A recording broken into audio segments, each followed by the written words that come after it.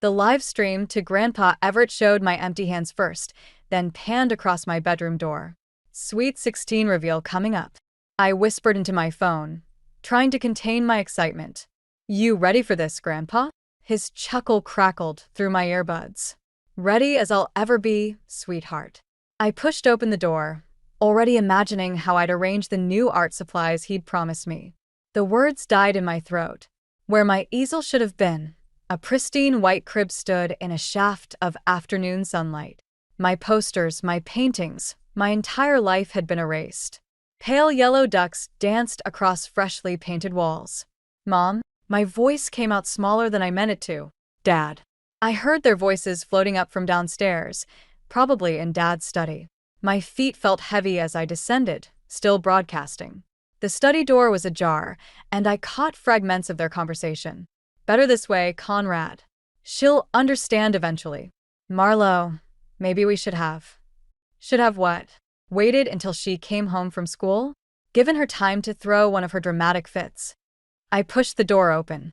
Mom stood by the window in her tailored blazer, while Dad slumped in his leather chair, not quite meeting my eyes. What happened to my room?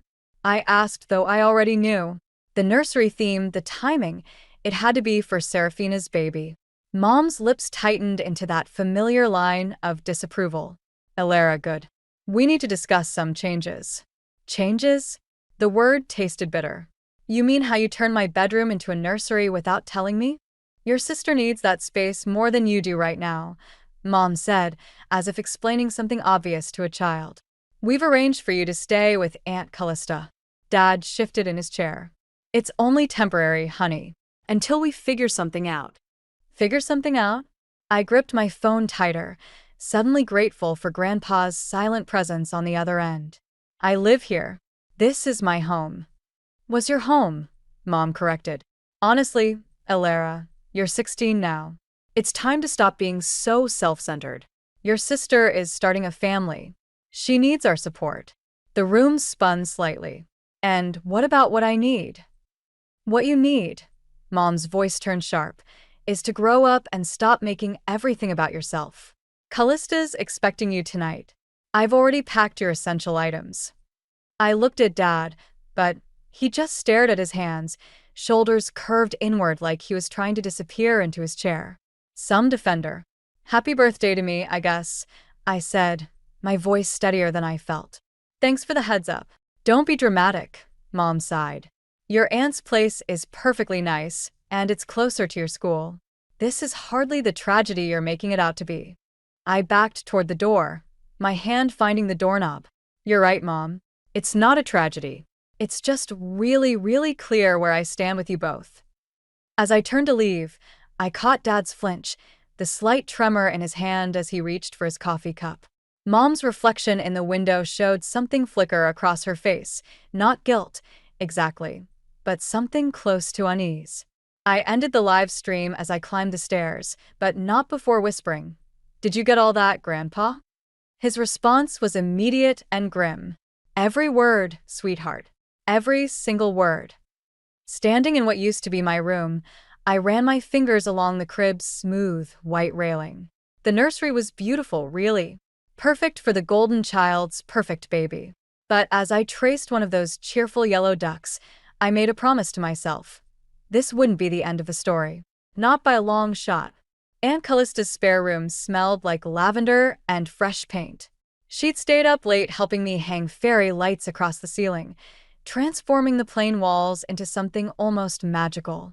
But at 3 in the morning, even magic couldn't quiet my mind.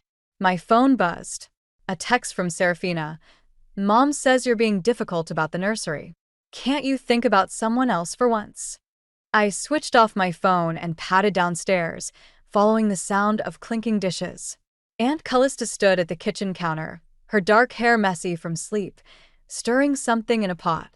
"Couldn't sleep either?" she asked, not turning around. "How do you know it was me?" "Because you walk exactly like your mother used to, before she started wearing those ridiculous heels everywhere." She poured hot chocolate into 2 mugs, adding a handful of mini marshmallows to mine. "Want to talk about it?" I wrapped my hands around the warm mug. "Did you know? About their plans for my room?" No. Her voice carried an edge I'd never heard before. Marlo called me yesterday morning, informed me you'd be staying here. Like I was some kind of hotel service. You could have said no. And leave you where? With them. She sat across from me, her eyes sharp in the dim kitchen light. Do you remember your 10th birthday? I stared into my hot chocolate. The art show one? You spent weeks preparing those paintings. Your teacher even called to say how talented you were. She paused, stirring her drink. Your mother scheduled a client dinner for the same evening. Your father promised he'd come see your work after, but he fell asleep in his study instead. The memory still stung. Mom said I shouldn't have expected them to rearrange their lives for a school art show. You stopped painting after that. Yeah, well, what was the point? The marshmallows in my cocoa had melted into a sweet, sticky swirl. Mom always said art wouldn't pay the bills. Callista's phone chimed.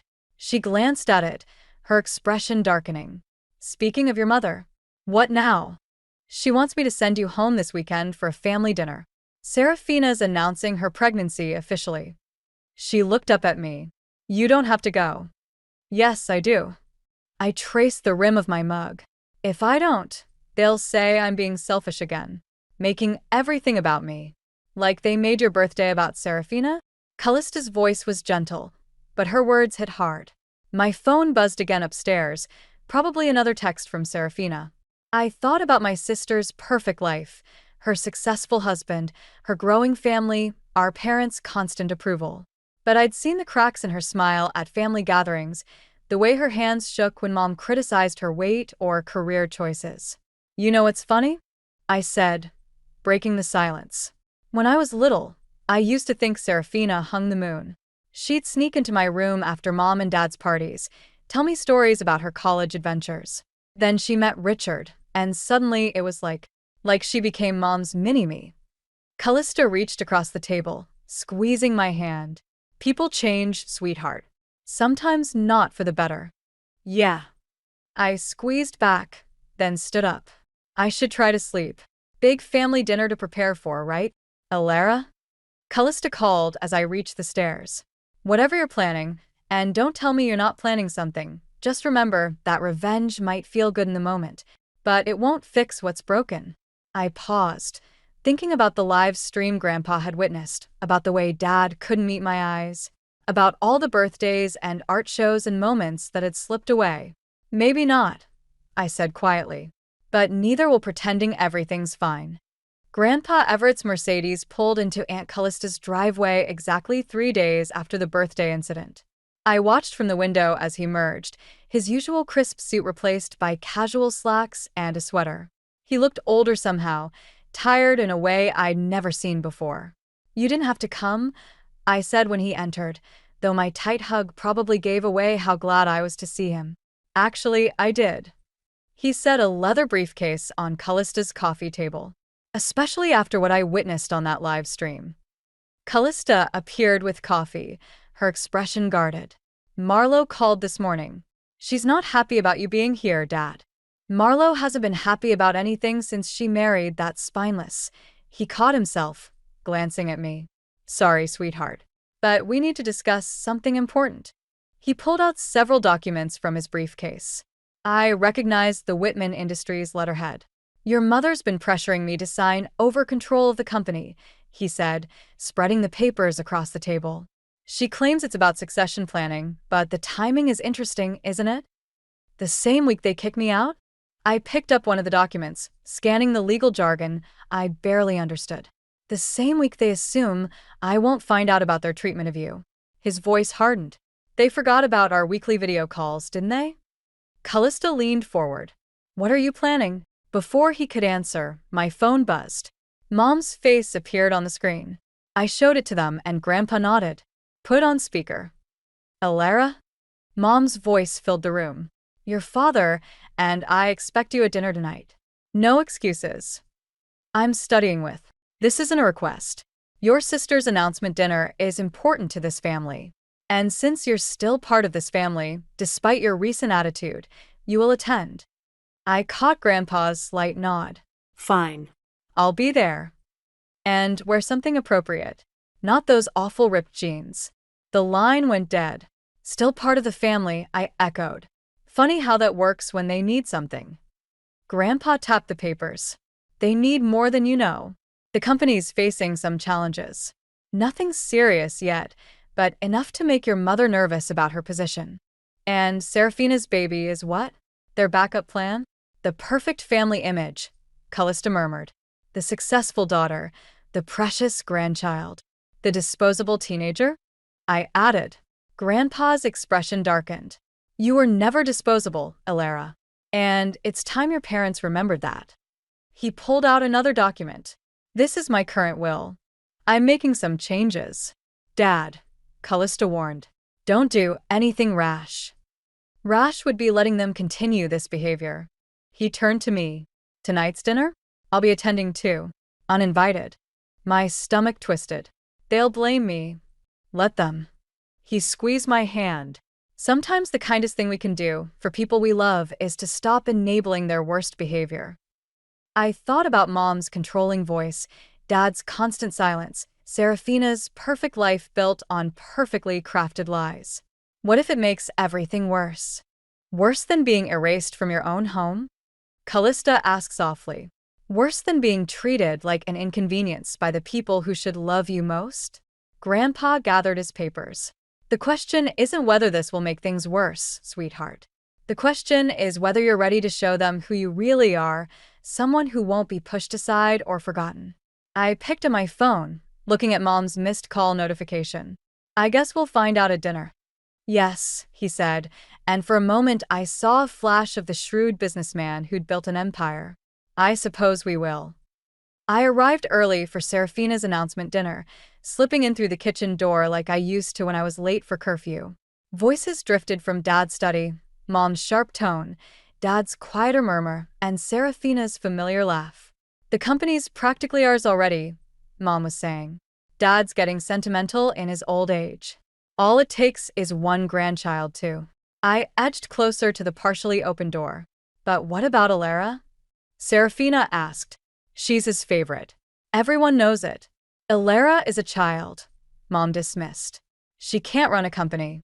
Besides, once the baby comes, Dad will forget all about her artistic phases and teenage dramatics. Marlo, Dad's voice carried a rare note of concern. Maybe we should slow down. The way we handled her birthday. The way we handled it was necessary. That girl needs to learn her place. And with the merger coming up? The merger? Serafina's voice sharpened. What merger? Richard's company, Mom said. Once we announce your pregnancy, the timing will be perfect. A merger between families, securing both companies' futures. Your father-in-law is already on board. My hand flew to my mouth. Richard was Serafina's husband, but he was also the CEO of their biggest competitor. A merger would mean, you're using my baby as a business deal? Serafina's voice cracked. I'm securing our family's future, Mom countered. Something your sister seems determined to undermine with her constant need for attention. Speaking of attention, Dad cut in. Dad's car just pulled up. I backed away from the door, but not fast enough. It swung open, and I found myself face to face with Mom. Her perfectly applied makeup couldn't hide her flash of panic. Elara. Her smile was brittle. How long have you been standing there? Long enough. The words came out steadier than I felt. So that's why you wanted the nursery done so quickly. It was never about Serafina's baby. It was about the merger. Serafina appeared behind Mom, one hand protectively over her stomach. Elara, it's not what you think. Really? Because it sounds like Mom's using your baby to manipulate Grandpa and secure a business deal. I met Mom's eyes. That's why you needed me gone, isn't it? Because I might tell him the truth. You understand nothing about business, Mom snapped. About what it takes to protect this family's legacy. Protect it? I laughed, the sound harsh even to my own ears. You mean control it, like you try to control everything else. The doorbell rang. Dad emerged from the study, adjusting his tie. That'll be your grandfather. Perfect timing, I said, watching Mom's face pale slightly. I'm sure he'd love to hear about the merger plans. about how his great-grandchild is just another business asset. You wouldn't dare, Mom hissed.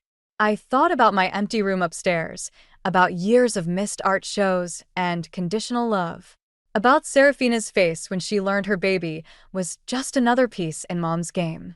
Try me, I said, turning toward the door. Mom grabbed my arm. If you ruin this, you'll what? Throw me out again? Too late. The doorbell rang again. Serafina's hands were shaking. Dad wouldn't meet anyone's eyes. And Mom, for the first time in my life, I saw real fear crack through her perfect facade. I pulled free of her grip and walked toward the front door, my heart pounding but my step steady. Behind me, I heard Mom's heels clicking rapidly across the floor, rushing to beat me there. The game was about to change. I just hoped I was ready for what came next. The college brochures spread across Aunt Callista's kitchen table looked like escape routes. Art programs, photography majors, creative writing departments, everything Mom would hate, everything I might love. Berkeley has an excellent fine arts program, Callista said, sliding another pamphlet toward me. And it's about as far from here as you can get without leaving the country. My phone buzzed. Another message from Serafina. We need to talk. Alone. I'd been ignoring her texts since the dinner disaster 3 days ago, when Grandpa had stormed out after learning about the merger plans. Mom hadn't spoken to me since, but her silence said enough. Alara? Callista tapped the brochure. You're miles away. Sorry, My phone buzzed again. This time, a message from Richard, Serafina's husband. Meeting at the office. Important information about your mother's plans. Come alone. I have to go, I said, standing abruptly. There's something I need to handle. Callista caught my wrist. Whatever you're planning, remember what happened last time you tried to face them alone. This is different. I showed her Richard's message. He might have proof about the merger, something we can show Grandpa. Or it could be a trap. She frowned. At least let me drive you. They'll see your car. I'll take the bus. I grabbed my jacket. Besides, I'm tired of hiding. The corporate office loomed ahead 30 minutes later, all glass and steel and secrets. The security guard barely glanced at my student ID before waving me through. Richard's office was on the top floor, with a view of the city that probably cost more than my college fund, if I even had one anymore. The elevator doors opened to reveal not Richard, but Mom. I knew you'd come, she said, stepping inside before I could retreat. So predictable. The doors closed. We started ascending. Where's Richard? At home with your sister, who, by the way, is absolutely devastated by your betrayal. She pressed the emergency stop button. The elevator jerked to a halt. We need to talk about your future. My future? I laughed. You mean the one you're trying to control, like everything else? I'm trying to protect this family's legacy. Something you seem determined to destroy. She pulled out an envelope. Inside is an acceptance letter to Swiss boarding school. Very exclusive. Very far away. My throat tightened. You can't force me to go. No? Think about Serafina. The stress you're causing could harm her baby.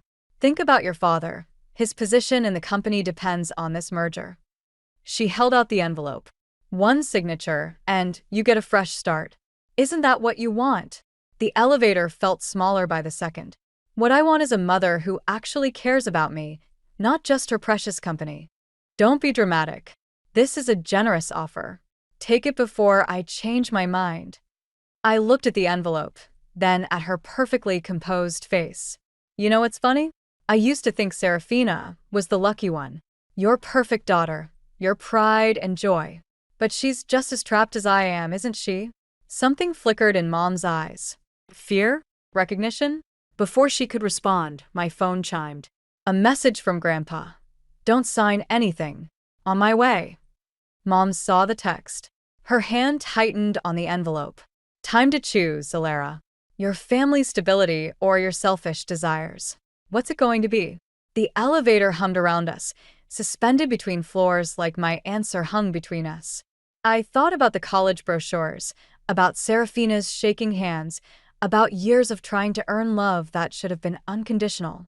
I reached for the envelope. I took the envelope from Mom's hand and ripped it in half. The sound echoed in the elevator like a gunshot. "That was a mistake," she said, her voice deadly quiet. The elevator jerked back to life, ascending to the top floor. When the doors opened, I found Dad and Richard waiting, along with 2 security guards. "I tried to give you an easy way out," Mom said, stepping past me. "Now we do this the hard way." Richard held up a document. "Sign this, and we forget the scene you caused at dinner. Your grandfather never learns about your little outburst." "What outburst?" I looked between them. "The truth about how you're using Serafina's baby to manipulate him?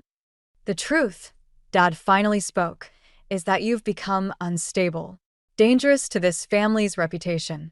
"Dangerous?" I laughed, but it came out shaky. "Because I won't play along with your games anymore?" Mom nodded to the security guards. "Show her." One guard pulled out a tablet, playing a video of me at the dinner. But something was wrong. The footage had been edited, making me look unhinged, aggressive. My words about the merger were cut out, replaced with what looked like a jealous rant about Serafina's baby. "Social media is so unpredictable," Richard said smoothly. "Once something goes viral—" "You wouldn't," I whispered, but I knew they would. "Sign the papers," Mom said. "Agree to the boarding school, or this video goes public. Think about what that would do to your college applications. To your future." The elevator dinged again. Grandpa emerged, followed by Aunt Callista. Relief flooded through me until I saw their faces. "I saw the video," Grandpa said, his voice heavy with disappointment. "Elara, how could you?" "What?" "No, it's fake." I tried to tell them. Callista cut in, her eyes pleading with me to understand. "But the footage." Mom stepped forward, all concern and maternal worry.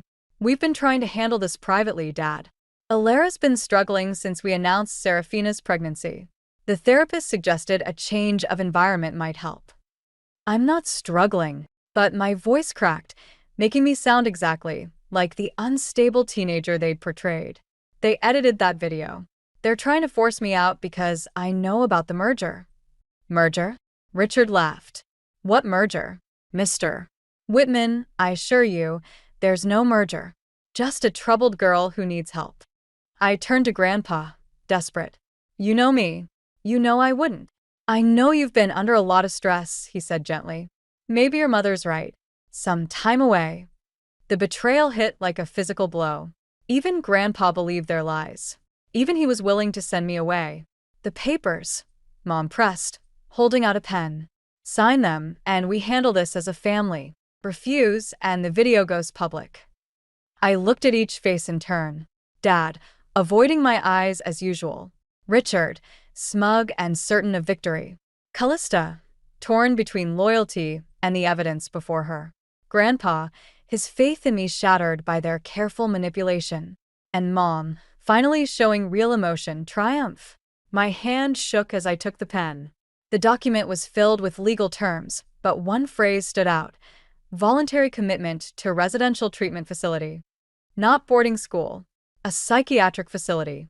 "Last chance, Elara," Mom said softly. "Choose wisely." My phone buzzed one last time. A message from Serafina. "Don't sign anything. I have proof. Hold on." But as I looked up at the wall of faces against me, at the carefully constructed trap they'd laid, I realized something terrible. Sometimes holding on hurts more than letting go. I pressed the pen to paper, my signature the only weapon I had left. The residential facility's admission papers felt heavy in my hands. Just as I pressed the pen to paper, the office door burst open. Serafina stood there, breathing hard, one hand protectively over her stomach. "Stop," she commanded, her voice stronger than I'd ever heard it. "Nobody's signing anything." Mom stepped forward. "Serafina, you shouldn't be here in your condition." "My condition?" Serafina laughed, sharp and bitter. "You mean the condition you've been using to manipulate everyone?" She pulled out her phone. "I recorded everything, Mother. Your conversation with Richard about the merger. The plans to use my baby to secure Grandpa's fortune. Even your instructions to the video editor about doctoring Elara's footage." The room went deadly quiet. Richard's smug expression cracked. Dad's face drained of color. "You're lying," Mom said, but her voice wavered. "Am I?" Serafina pressed play. Mom's voice filled the room, crystal clear. "Edit out anything about the merger. Make her look unstable. Once she's committed, no one will believe her anyway." Grandpa moved faster than I'd ever seen him move. He snatched the commitment papers from my hands, tearing them to shreds. "Marlo," he said, his voice shaking with rage. "What have you become?" "Dad, I can explain." "Explain what?" Callista cut in. "How you were willing to commit your own daughter to a psychiatric facility to protect your lies?" Mom's composure finally shattered. "Everything I did was to protect this family's legacy. The merger would have secured all our futures. If Alara had just stayed quiet, if I had just disappeared, I finished for her. Like I've been disappearing my whole life. Staying quiet at missed birthdays, ignored art shows, every time you chose the company over me. You ungrateful." She lunged forward, but Serafina stepped between us. "Enough, Mother. I won't let you do to my child what you did to Alara. This ends now." Richard moved toward the door. "This is ridiculous. I never agreed to." "Sit down," Grandpa commanded. "Nobody leaves until we settle this." He turned to Mom, his expression hard. "You're done here, Marlo. As of this moment, you're removed from the company board. The merger is canceled. You can't. I can and I will. The company goes to Callista and Alara. Serafina too, if she wants it." He looked at each of us in turn. It's time this family remembered what actually matters. Mom's face contorted. "Conrad, say something." Dad stood up slowly. For the first time in my memory, he met Mom's gaze directly. "I should have said something 16 years ago." He turned to me. "I'm sorry, Alara." "I was a coward." "A coward?" Mom's laugh was hysterical. "You're all cowards, destroying everything I built." "You built nothing," Serafina interrupted. "You just controlled and manipulated until you got what you wanted. But you forgot something, Mother. You forgot that real family can't be bought or controlled." I looked at my sister, really looked at her, and saw past the perfect exterior to the scared little girl who'd once told me bedtime stories, who'd been just as trapped as I was. "The video," I said quietly. "Release it." Everyone stared at me. "Release the real video," I continued. "Let everyone see the truth. No more hiding." Mom's face went white. "You wouldn't dare." Serafina's finger hovered over her phone. "Try us." In that moment, looking at Mom's crumbling facade, I realized something important. Sometimes the best revenge isn't about destroying your enemies. Sometimes it's about finally being strong enough to walk away. I took Serafina's hand. "Come on, sis. Let's go home. Not to the house with its empty rooms and hollow promises, but to somewhere new, somewhere real." 6 months later, I stood in front of my easel at Berkeley's Spring Art Showcase, watching people study my piece. The painting showed a nursery, but not the perfect one Mom had designed. This one was real. Shadows in the corners, imperfect walls, and a golden light that made even the flaws beautiful. "It's haunting," a voice said behind me. I turned to find Serafina, her baby daughter sleeping against her shoulder. "Though the yellow ducks are a nice touch. I thought about painting them white," I admitted, "but some things deserve to stay bright." She smiled, adjusting the sleeping baby. "Mom asked about you yesterday." I think she finally looked at the therapy pamphlets Dad gave her. And nothing. But she's trying. Maybe that's something." Grandpa and Callista appeared, arguing good-naturedly about the company's new direction. The art therapy program for at-risk teens had been my idea, but Callista had made it happen. Even Dad had started volunteering, teaching photography on weekends. "Your mother's letter came," Grandpa said quietly, holding out a worn envelope. "The one she wrote before you were born. I thought you should have it." I took it, feeling its weight. "Did you read it?" "No." "But I remember when she wrote it." She was different then. Softer. "Before the company became everything." I slipped the letter into my pocket unopened. Maybe someday I'd want to read about the mother she used to be, but not today. Today was about who I was becoming. The scholarship committee's here, Callista whispered, nodding toward a group of professors. Ready to show them your portfolio? Actually, I said, I want to show them something else first. I led them to the back of the gallery, where a larger canvas waited under a sheet. This painting had taken months, countless drafts, and more courage than I knew I had. I pulled off the sheet. The painting showed our family, but not in the perfect posed way of old portraits. Instead, it captured real moments. Serafina reading stories to her daughter, Callista and Grandpa laughing over coffee, Dad behind his camera. Even Mom was there, distant but present, a shadow beginning to take new shape. And in the center, a teenage girl at an easel, finally visible, finally whole. Oh, sweetheart, Callista breathed. It's called Family Portrait Unfinished, I explained. Because we're all still working on it, aren't we? Serafina squeezed my hand. Always. Later, after the scholarship committee had left, with an offer I couldn't refuse, and the gallery had emptied, I found myself alone with my paintings. My phone buzzed with a text from Mom. The new art therapy program. It's good work. You're good at this. Not an apology. Not yet. But maybe, like my painting, we were all unfinished works in progress. I thought about the unopened letter in my pocket, about the mother she'd been and the one she'd become, about how sometimes the hardest part of growing up is realizing your parents are growing too, in their own imperfect ways. Another text came through, this one from Dad. Proud of you, kiddo. Always have been. I looked at my family portrait one last time before covering it for the night. The shadows were there, but so was the light, making even the darkest corners glow with possibility. Just like the nursery painting, it wasn't perfect. But maybe perfect wasn't the point.